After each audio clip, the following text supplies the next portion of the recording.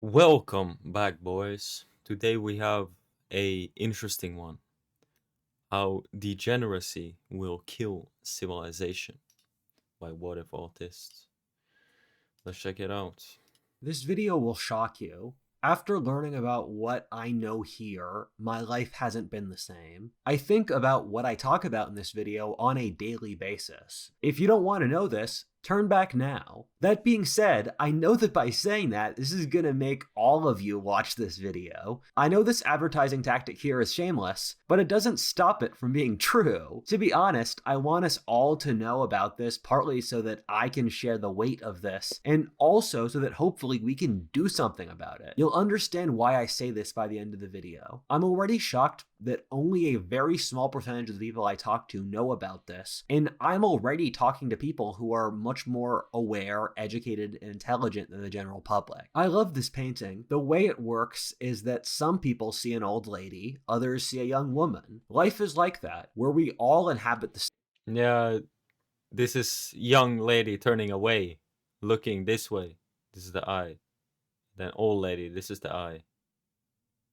This is her mouth, nose. same world, but we all make out different patterns to explain it in terms that are comprehensible to us. My goal for Whatifalthist is to let people who are looking at this painting see both images at the same time and explain which one of these interpretations I believe to be the most correct. I try to share other ways of looking at it even if I don't agree. That's why I explain the worldviews of each civilization and era of history. By the end of this video, you will start looking at the movie that is our lives in a completely different way. In my own personal life, this feels like a plot twist at the end of a movie, which changes its entire meaning.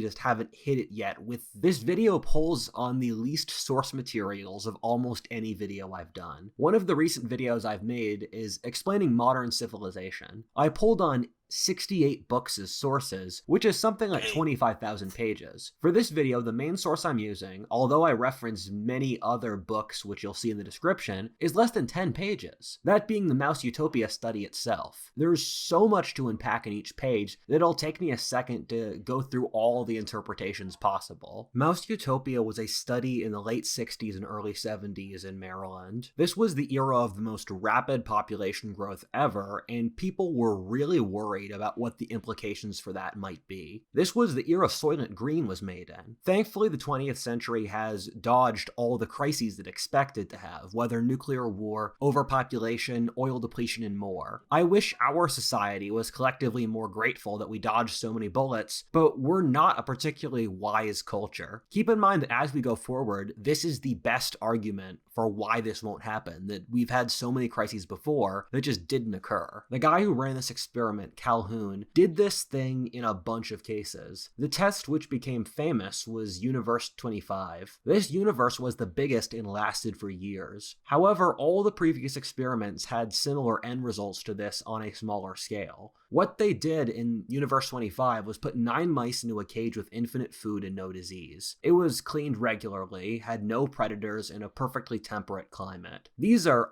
ideal conditions for population growth. The test was designed to create the most perfect, optimal conditions for... So they were just they were creating a lot of was it mice? No, it wasn't rats, it was mice. So they were just gonna make a lot of mice then. increasing numbers. What happened initially was exactly what you would expect, that the population grew incredibly rapidly. The population doubled every 55 days. The mouse population plateaued around 315 days. By that point, the mouse population was around 2,000, where the cage was designed to hold something around 6,000, so not even close to total capacity. Upon that point, birth rates went down and stabilized. After this, things are going to get very, very strange. The mouse social structure started to break down on every single level. Both mouse sexes converged. Male mice became effeminate. They started secreting feminine hormones when tested. There became this class of male mice who showed no interest in mating, but would groom themselves daily. The scientists called these the beautiful ones. Male mice lost... So it's like looks maxing then. They'll do everything but talk to a woman. Any masculinity and kind of stops doing anything to maintain the mouse social structure. The beautiful ones don't really exist inside mouse social relationships. Rather, their entire lives were in what amounted to isolation and just self-grooming. The urine the beautiful ones excreted showed chemicals demonstrating intense stress. The thing is that they largely weren't, in that they weren't under too many actual external pressures. The process of permanently being hormonally stressed was taxing on their bodies, and thus they were unable to really do anything else. Mice communicate through urine and scent, thus through this they were demonstrating their immense inner pain and stress to the other mice around them. Female mice became very aggressive and very masculine. They started raising the baby mice incorrectly, kicking them out of the nest too early. They became incredibly aggressive to their young, even attacking them. This created generations of numb mice who were not properly socialized. They were completely unable to interact with the world or socially. The female mice lost interest in breeding and raising families, just like the males. Many female mice started living in isolation from the rest of the mouse community. So the young became like autistic or something like that, yeah? Hiding away in far-off parts of the pen, showing no interest in family or mating. Calhoun liked to say that the mice became autistic. This was in the 60s, before autism was a buzzword either, and autism was much less common back then, so if he said it, it really meant something back then. They lost the ability to interact socially. He called this the first death, or a spiritual death. He saw that the mice had no joie de vivre, or joy of life or reason to live. The life force was just sucked out of them. He said this happened far before their actual numbers started to collapse. Mice live much like Andrew Tate, with alpha males keeping harems of females who raise children. Thus, with all these factors going on, what you're effectively seeing was a breakdown of the ability for mice to coordinate on a group level or breed at any level. This chart creates a useful breakdown of the different kinds of mice you saw emerge as society fell apart. That's a pretty low quality chart. You saw a group of mice which were obsessed with social approval. They wouldn't eat unless they saw other mice eat. They would all cluster together in the center of the cage, even though there was lots of space on the outside. Their gender roles collapsed, and they were constantly driven by stimulation from other mice. They basically became adrenaline junkies through social approval. A second group just went numb. They stopped interacting with the society. They only went out at night. They lost interest in interacting with other mice socially. These mice basically became zombies. They wandered around like the homeless. They let themselves get casually beaten up and hurt by other mice since they just lost any will to live. The third group of mice became incredibly aggressive. They would wander around in packs and randomly attack and target other mice for what they didn't really see as any reason. They would torture and bite up other mice for fun. They would attack any mice that were still having children and trying to maintain the mouse social structure. They were sexually hyperactive, but not for any reasons of actual procreation. As the birth rate collapsed, this group were really the ones which destroyed the mouse colony, killing any who tried to maintain social norms or continue the species. What happened with this is that in each of the 30 experiments, the mouse colony completely collapsed. The mice just stopped having children, and this crashed their numbers. The mice who did 30 experiments, so they did this 30 times, and it crashed every time? Try to keep going were killed by mobs of evil mice. After day 1700, there were absolutely no mice left. A couple outtakes before we move on to the next section. First, I'm surprised at how advanced the mouse social structure was as I read this. I'm frankly surprised that mice have a society at all. When you see these things scurrying around your house, you don't really think about them having a cultural system with different expectations that can experience social collapse in the same manner we saw with the fall of Rome or the Mayans. Authors like Joseph Heinrich or E.O. Wilson talk about how culture is fundamentally genetic and dates back deep into our animal roots. That's very clear to see here. Mice aren't particularly smart, but except for one thing, their neurological structures aren't fundamentally that different than ours, except ours are much, much larger. Mice and us both share the lizard brain, which controls for automatic functions like breathing, sleeping, or fear. Then we both share the mammal brain, which controls for things like love, affection, jealousy, and emotion. As humans, we have a much more developed prefrontal cortex. That's the region that governs self-discipline and planning. What this means is that automatic functions we don't really think about are pretty similar between mice and humans. We both feel love, horniness, hate, and stuff like that. This creates continuity between us on the instinctual parts of this process. When we see this mouse society fall apart, it's not a mental choice on the mice's part. It's a chemical shift which makes them not want to associate with other mice, effeminate, or not want to breed. This stuff is lodged in the lizard and mammal brains which we share with mice. The part where our brains differ from mice is that we have the ability to plan, think abstractly, and make choices. The mice are effectively creatures of instinct in that the choices they make in life are what they're wired from birth to do. For us humans, our giant brains allow us to be neurologically wired in a bunch of different ways due to culture. If humans had our Mouse Utopia, we'd be capable of noticing what's going on and adapt to it. These mice can't. Calhoun tried to create new mouse colonies and new experiments which encouraged creativity to see if creative thinking could offset the failures of the colony. He was surprised in some of these experiments to find mice that would pick up a habit of tunneling for fun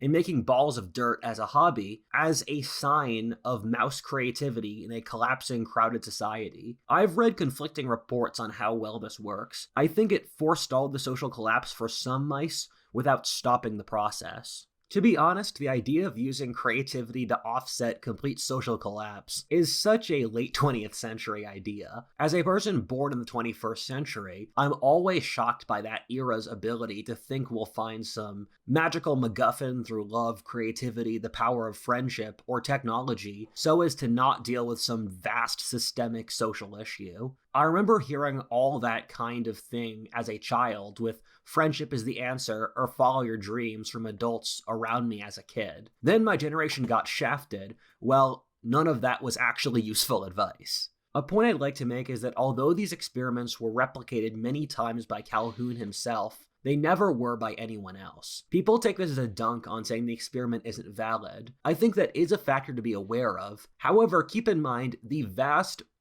majority of scientific experiments are never replicated ever. What's normal is that when they are, there's only a 50% chance of it working. And in some fields like psychology, only 0.07% of experiments are ever replicated at all. As a side tangent, this is actually a really huge problem in our society in which some fields, like again psychology before, could be completely fake and we'd have no idea. This is a huge issue in physics, where entire theories of fundamental nature for how the universe works are based off one or two inconclusive experiments, which people then extrapolate outwards with math.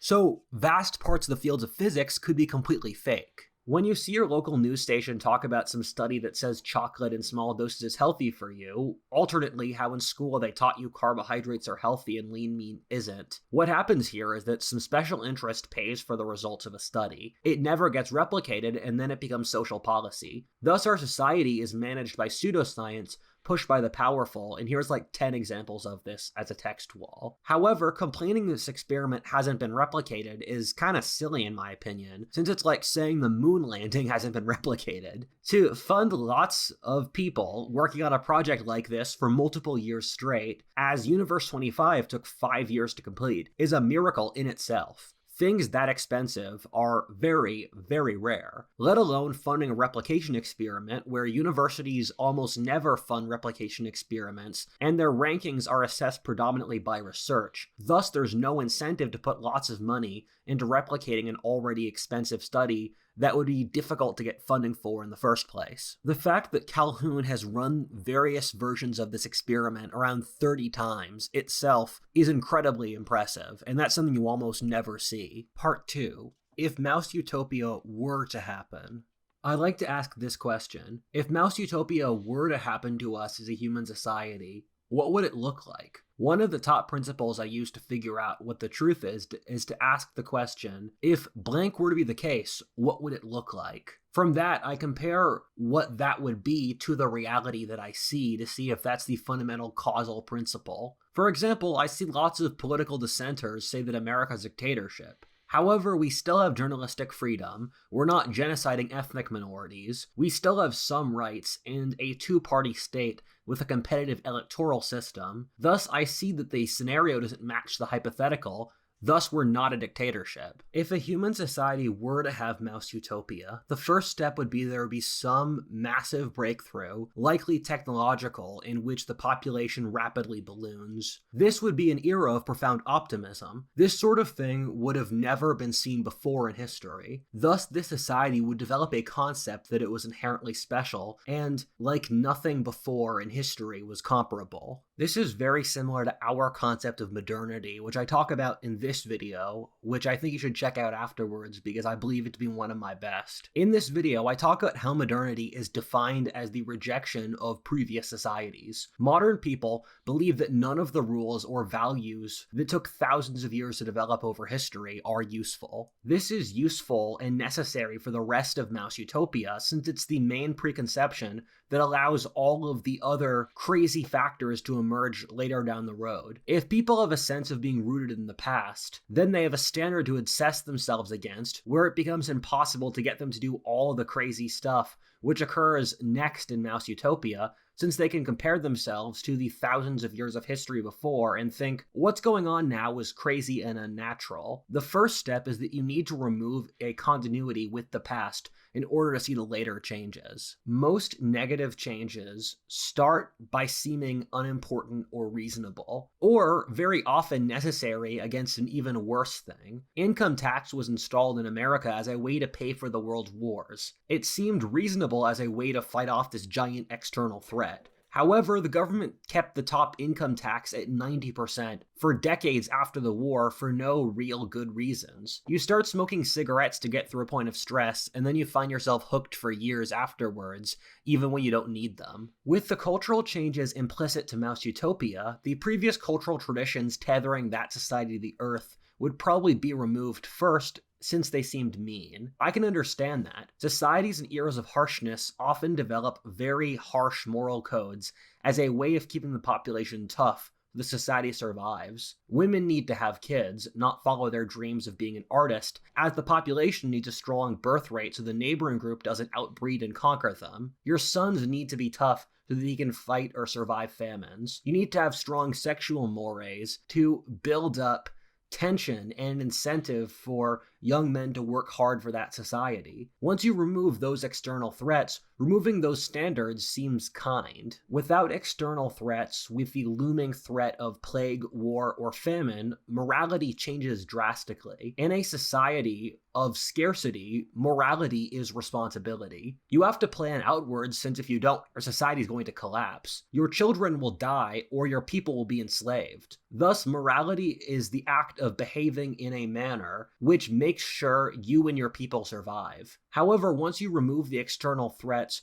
morality will morph into just being kind. Without the threat of dying, the most moral thing you can do is let people follow their dreams, not rocking the boat. In this system, the old code of responsibility looks oppressive. The only moral code left is permissiveness, acceptance, and kindness. A point I want to get across is that we overestimate the power of the conscious mind in our society. We think humans are inherently rational, and that if there's an issue, that we can rationally decide to change it. That every problem in human population is from a conscious choice made. This is why when we see, let's say, disparities in income between the sexes or races, we assume it's due to oppression, rather than thinking, could this be due to historical, cultural, or genetic factors? The reality is the exact opposite. That the human mind is only very thinly conscious, with us controlled by giant subconscious wiring, which controls almost all of us, that we barely control or understand. We forget how much circumstance, genetics, or upbringing change how we think. For example, I've struggled with PTSD. There are points where it feels almost like a switch goes off in my brain and I become incredibly paranoid. I'll rationally know I'm fine, but I'll emotionally feel like I'm dying. It can sometimes look as if the light in the room is changing. As I get more stressed, the lights literally get darker even though I'm in the exact same place. Then I'll take a cup of kratom, a Southeast Asian supplement which counteracts PTSD. Within a second, my thought process changes completely. I can suddenly think about what I'll cook for dinner or what book I'll read next. These are neurological changes which I can't control,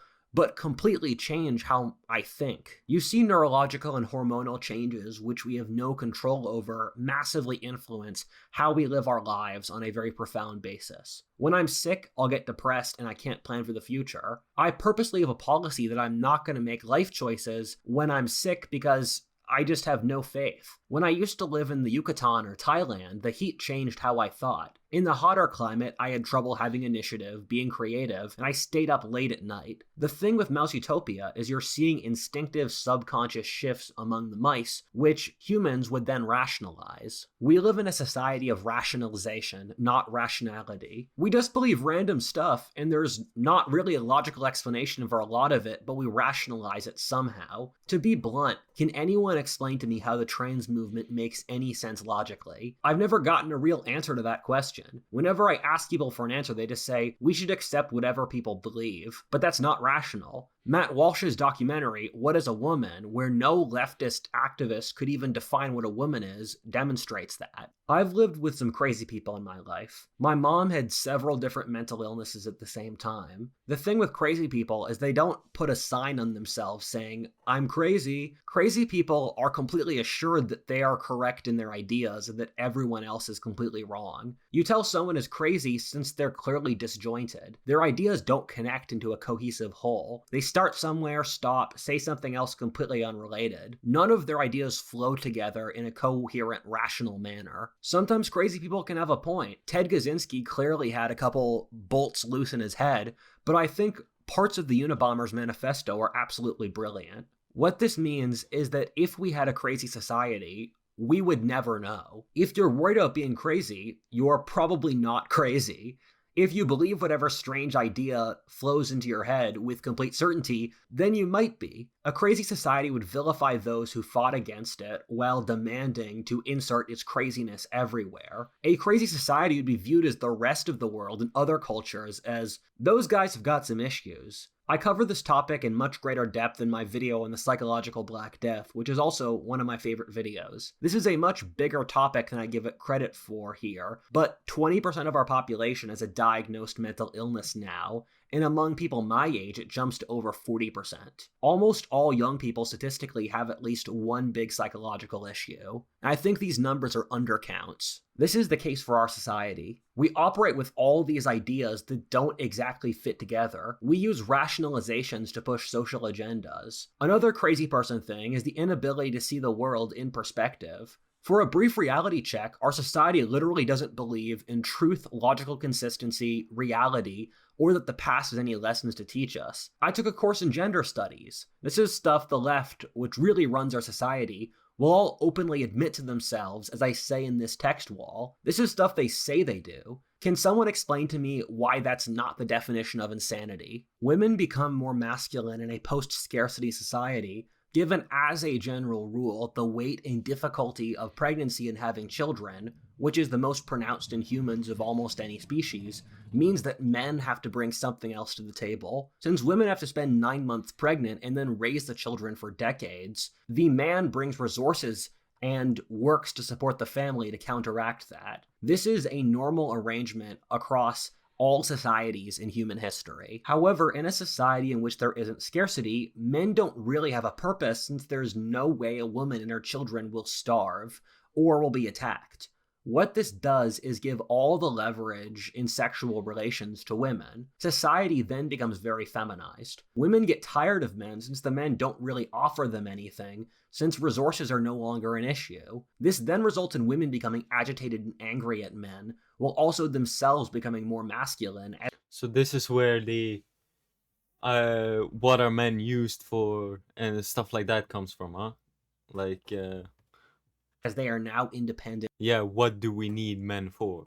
Yeah. And no longer have to rely off men. Without external threats, there is no need for men to be masculine. Men become manly to hunt, fight off invaders, farm, and other difficult tasks that women generally can't do. The other thing is that since women aren't willing to sexually negotiate with men, it creates no incentive for men to be masculine. This then results in a decline in masculinity since being masculine doesn't bear any sexual reward. This creates compounding recursive effects in which, as neither sex has to struggle to make themselves attractive to the other sex, it reduces sexual interest. When men aren't masculine and women aren't feminine, there's no desire for baby making. This then becomes a negative cycle in which it self-reinforces until society falls apart. Both men and women get more resentful of the other, acting out in different ways as a form of taking revenge for the collapse in mating. I spent a long time thinking over this video. I was trying to figure out all the logical structures you could use to explain Mouse Utopia.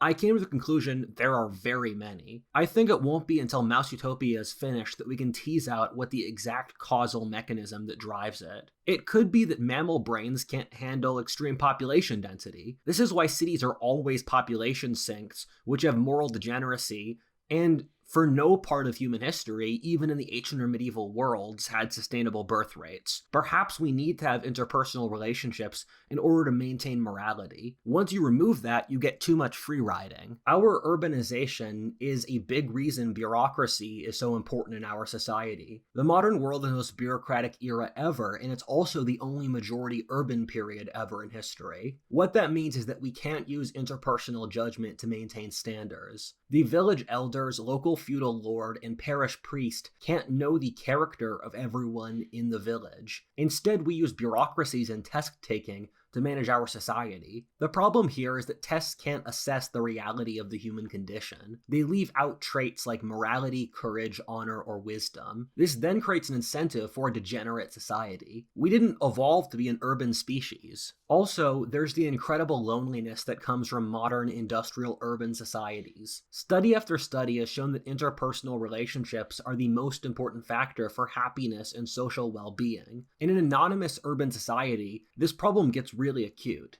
90% of Gen Z feels lonely, and you could say that this results in complete social breakdown due to loneliness and poor socialization. Mammals aren't like ants or insects, which are naturally urban, because mammals need love, companionship, and that sort of thing to survive as a basic biological need.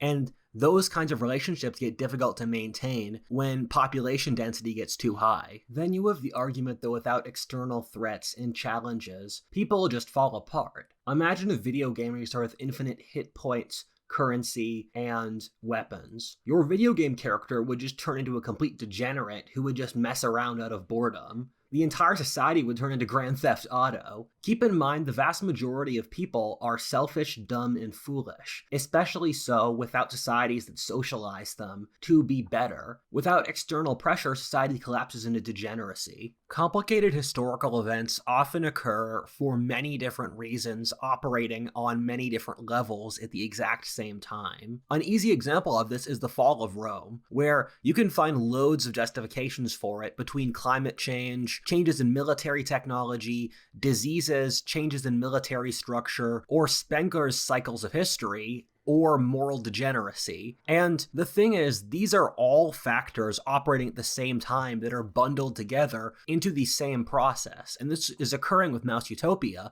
where you have all these different factors working together. And there's an interesting theory that has some evidence behind it called the Gaia hypothesis, in which people believe that the natural order, or the planet, is self-regulating and is a single ecosystem in the same manner that the human body is. And what I could also see Mouse Utopia as being is nature's way of self-regulating to prevent single species from taking over and destroying the ecosystem.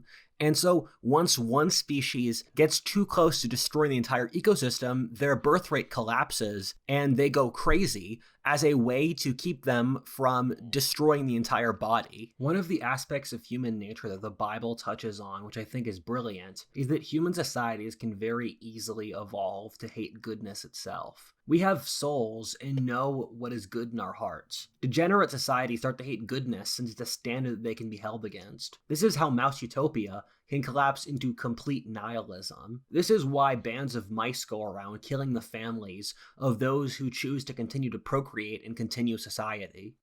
A fourth possible origin is that we all know women get more emotional than men. Even feminists admit to this by now, but they say it's a positive thing. Power corrupts everyone. If you give any group total leverage, they will turn evil. And the Mouse Utopia mating market, which gives women total sexual leverage due to resource abundance. The problem is that you turn society into being about emotions, and then complete insanity ensues. The more you try to please your emotional whims, the more insane you get. Emotions are to be understood and tamed, not to rule. If you completely followed all of your emotions all the time, you would be incapable of functioning. However, we now live in a society based off emotion, which is very clearly self-evident if you just look outside. It's also literally what the left says they do. In our society, we have this ideal of fairness, of giving 50-50 to both sides. And the reality, though, is being fair is saying the truth.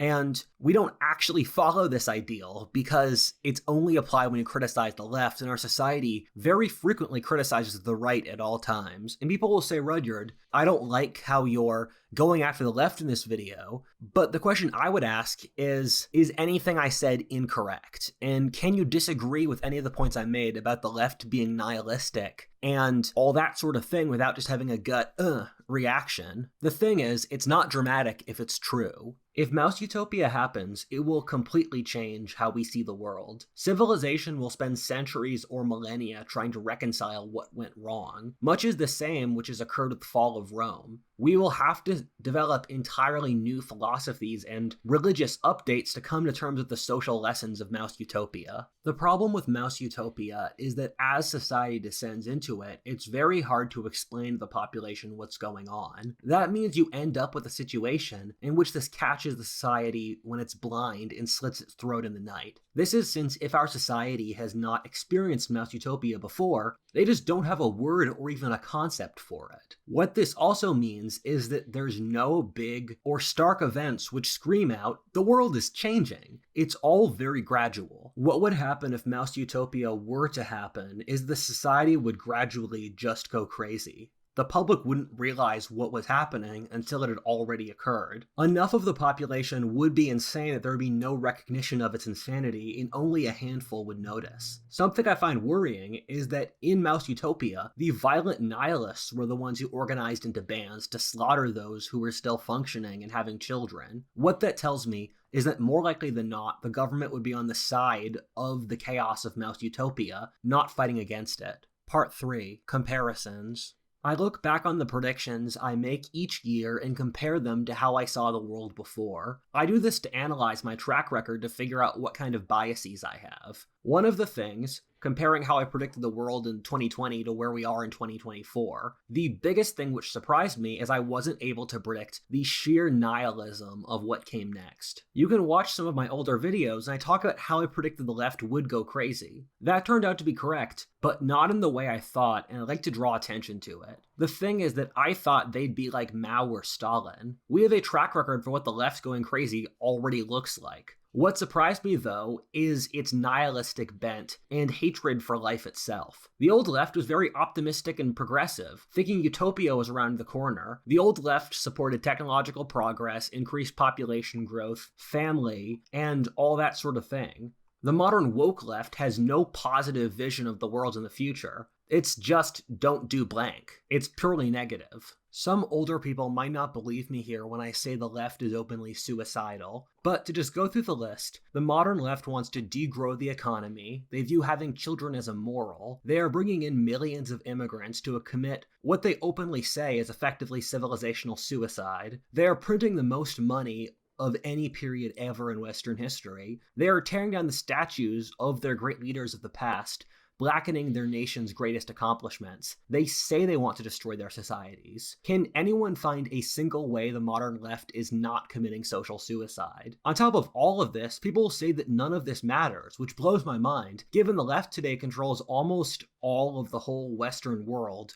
with the tech industry, film, media, academia, government bureaucracy, churches, and corporations. A suicide cult runs our entire civilization, and we can't bring it up in polite conversation. Our society is killing itself, and I'm not supposed to say anything. If I make too much noise, I'm a doomer. I'm 22. I'm stuck here for the rest of my life, hopefully. For For those who haven't seen my other videos, I'm not an unalloyed supporter of the New Right. The New Right has many horrible disadvantages, namely its bloodthirstiness, intolerance, and sociopathy, but the reason, to say my own personal bias, that I'm right of center is at least the New Right's not trying to commit social suicide. The thing is, I couldn't find a comparison to the sheer suicidal nihilism of our culture anywhere else in history. Modern society is definitely decadent. Decadence is a natural process which occurs in every civilization, as I talk about in this video. Decadent societies such as Rome, Greece, India, China, or Islam see collapsing birth rates, degenerate values and sexual practices, an inability to coordinate well, wage war, no will to live, collapsing art or intellectual standards,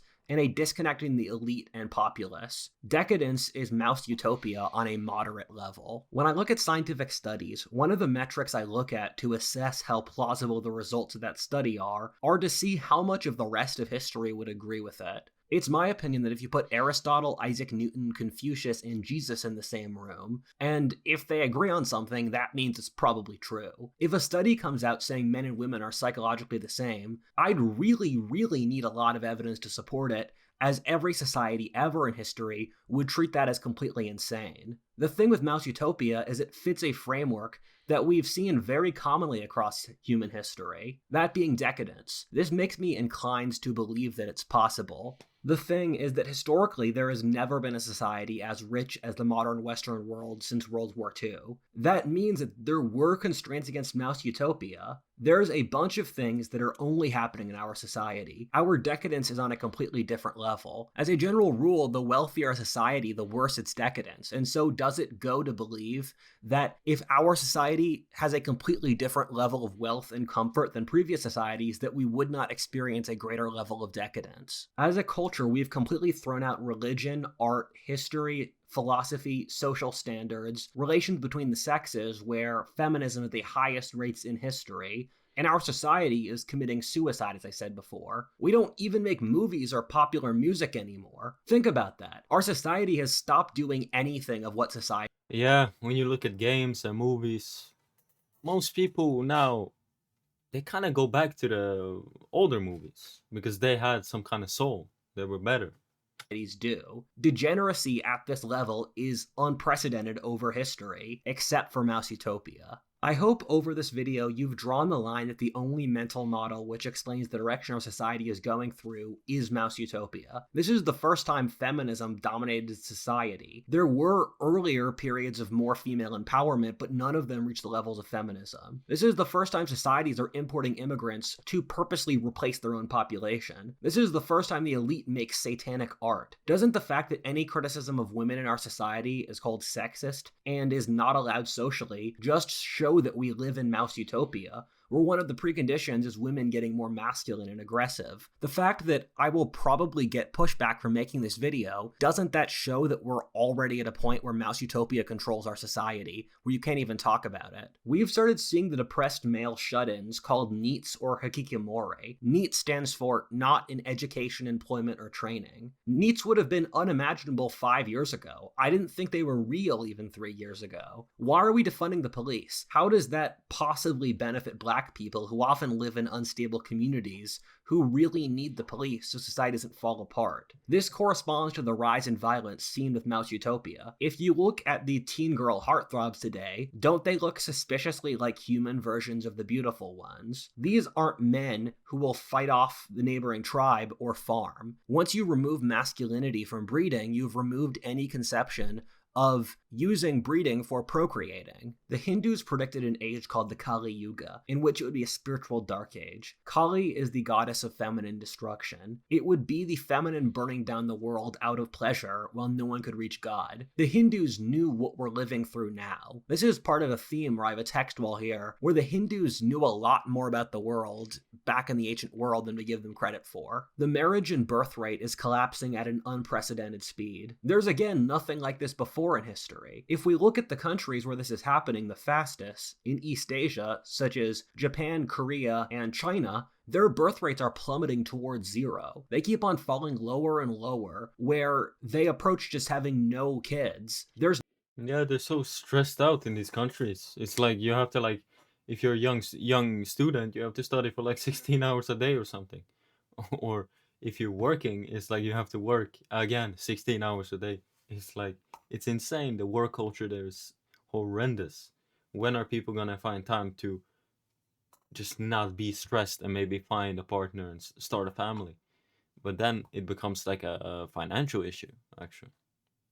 There's no stabilization going on here. The horrible thing is that this is a process which is being seen almost everywhere in the world. The only countries with stable birth rates today are the poorest in Africa. Almost no one, even in Latin America, India, or the Middle East, has stable birth rates now. Again, nothing like this has ever been seen before in history, and the only parallel is Mouse Utopia. If we look at Japan, the country where these factors have been driven the fastest, birth rates... It's good we saw the video about Mongolia.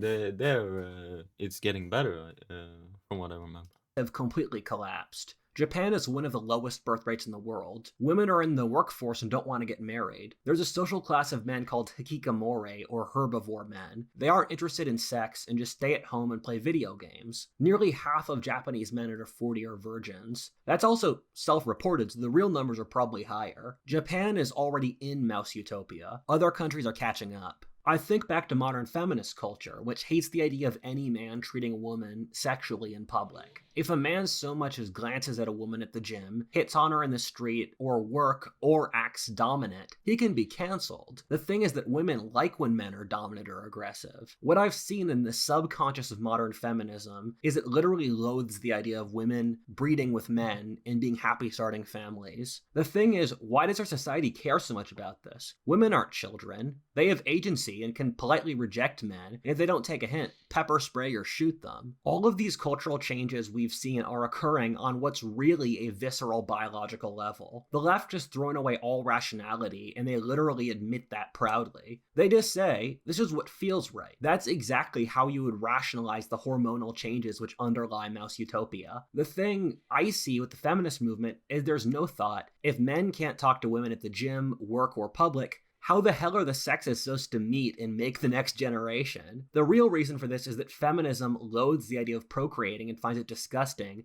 so they try all of these different methods to avoid it. A few months ago, I was looking at in modernity, we kind of just destroy social institutions without replacing them with anything. We'll just lose codes of politeness, intellectual standards, religion, art, and more, and no one notices. Nothing replaces them, just degenerate garbage architecture and streetwear, which is incredibly bad. This isn't normal. When the Greco-Roman culture died, it was replaced by the Christian. When the Mesopotamian civilization fell, the Persian rose. I started viewing our era as a behavioral drain. I then looked up that word and saw behavioral sink, which is a term from the Mouse Utopia experiment. I realized Mouse Utopia is the only explanation for what's going on now. Part 4. What do we do? Man, this is such a hard question. I've honestly been thinking about this every day. Now that I've figured out a mental model which can explain the problems in our society, I can't unsee it. I honestly do believe this. It's the only way I can explain a resolution to the problems going on now, which have no other parallel in human history. How else do you resolve the complete plummeting in birth rates, the collapse in social values? How do we as a society resolve how a very significant amount of the population, especially those in power, are insane people trying to commit civilizational suicide? I don't want to be like one of the people who gets too depressed around climate change. And past a certain point, you have to keep your theories and your intellectual ideas out of your daily life of work, friends, relationships, or what. Yeah, I don't think. Wow. Yeah, I don't think this helps a lot on the daily. Like if you're meeting new people or at work or something like that. Like this is goddamn. Washing the dishes. That being said, I am yet to see Miami or New York City sink underwater, and almost every factor in Mouse Utopia is already swinging. The internet is not a good place to be vulnerable, but I see my realization of this as a duty from God to do something about it. Our society is already getting eaten alive by it, and the establishment is too complicit in it to notice. We need to start doing this so our civilizations and everything we love survives. We all saw what the end of this experiment looks like. We can't afford to have our mouse colony fail. Look at everything Western civilization, and frankly from the birth rate numbers, all the other civilizations have accomplished. Imagine if we have to restart with tribes in the Amazon or Congo. The good news is that we as a species are capable of planning and rational thought. We can control our impulses, band together, and survive. We need to do this to survive. Again, I'm 22. I can't pass this on to my descendants since I'm stuck here. Even if we rage against the dying light, we'll forever be known as those who stood when we needed to, not those who went mad and committed cannibalism, burning their own civilization down. One of my favorite fantasy novels is the Quorum series by Michael Moorcock. It's set in a fantasy world where the gods of chaos have won. They then start destroying entire races and sinking continents beneath the sea out of boredom. The thing the book talks about is a little bit of chaos is very creative. A lot of it is completely destructive, as the areas run by the chaos gods for the longest become uninhabitable deserts as chaos needs a structure of order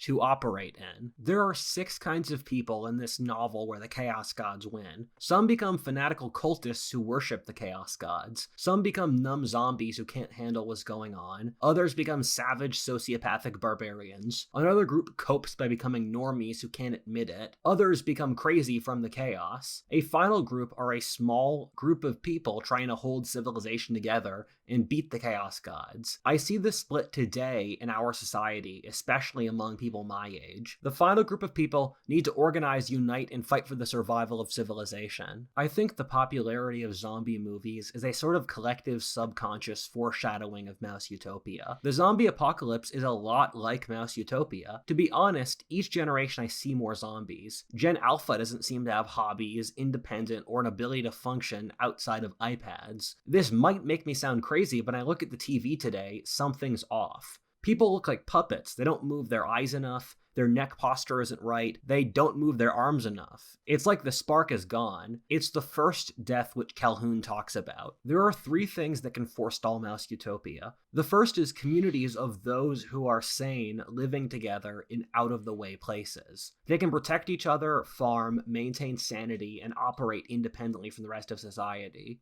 What do you say, boys? Do we create a golem village? They should test and purge any members who demonstrate signs of chaos corruption. They will be like the monks who passed on classical learning through the Dark Age until the revitalization of the Middle Ages. The second thing is that we can't afford for the forces of chaos to maintain control over the government. If they have control of the military, they will use it like the gangs of vicious mice to kill those who continue to procreate and survive. This is the only scenario where you could see complete extinction of the American nation or other world nations. We need the orderly to maintain control of society so that society can survive. The third is that we need a revitalization of religion. If you look back over history, God is the only force strong enough to maintain sanity and order in a world that's going crazy. The only thing strong enough to pull together the forces of order and keep them sane in the inevitable horrors that will occur is faith in God. Things will get better eventually, for evil is unsustainable. Evil burns itself out. All of this being said, I know I'm sounding dramatic. I am open to being wrong here. Most of the time when people preach doom, it just doesn't happen. That being said, the reason I support this theory, as I said before, is it's the only mental model which can explain why our society is so nihilistic. Also, it has lots of historical proxies beforehand, like the fall of the Maya, Rome, the Han Dynasty, the Abbasid Caliphate, and more. Society has collapsed many times before in history. The reason I went so hard on this video is that in case I'm wrong, the sunken cost is at worst my reputation gets trashed. At best, I get the word out and we can start reacting to these issues. If this is going to happen, we need to do something about it. There's a good science fiction book named Fitzpatrick's War. It was written in the 90s and is set in the 25th century. What happens in Fitzpatrick's War is that over the course of the 21st century, the world's population peaks at 11 billion. Then society collapses into complete degeneracy. American and global culture becomes completely dysfunctional, nihilism, ghetto, and trashy. Then groups of rural Americans start living in the countryside away from it all. The religious fundamentalist rednecks are called Yukons since they're so rural and hickish, a comedian says they might as well be in the Yukon. In the 2060s, America has a civil war between inner city gangs who seize control of the central government and the Yukons. The Yukons win and burn in all the major cities. Plagues ravage the world, whose population resets to 10% of what it was before in the early 22nd century. The Yukons recreate the English-speaking world as a rural Christian fundamentalist Anglo-Saxon monarchy. The Yukons create a secret social club of historians who try to engineer society towards the laws of history. The Yukons become obsessed with history to avoid recreating the crisis of the 21st century. The Muslims populate all of Europe while the Chinese repopulate East Asia. The world in Fitzpatrick's War is brutal. I won't deny that. I do admire the author's ability to show a pretty plausible scenario for how Mouse Utopia might play out in actual human history terms, not in the lab. I don't think the author ever heard of Mouse Utopia. This was a pretty obscure experiment until recently. I think he picked it up on an intuitive basis. Also, Fitzpatrick's War is one of the very few science fiction novels which accurately matches what human history looks like into the future. It's a future which looks a lot like the past, and fundamentally the only thing we have to study what the world might be like in the future is the past. When all is said and done, we're humans, not mice. I hope I'm wrong. That would be better for all of us. If my reputation gets trashed and humanity survives, that's a great outcome. I don't want to turn into a right-wing male version of Greta Thunberg. I don't want to have this video make you all so depressed you don't go to work tomorrow. That being said, we need to at least be thinking about this and taking it seriously. I wish you all the best, and I hope to Yeah, keep this in the back of your mind at least. God will be fine. Every high civilization decays by forgetting obvious things. I wish it need not have happened in my time. Traditions are solutions to problems we have forgotten. We live in a society of rationalization, not rationality. This is profound on so many levels. Yeah, just rationalize your state of feelings, but not like actual rationality. I see you guys on the next one.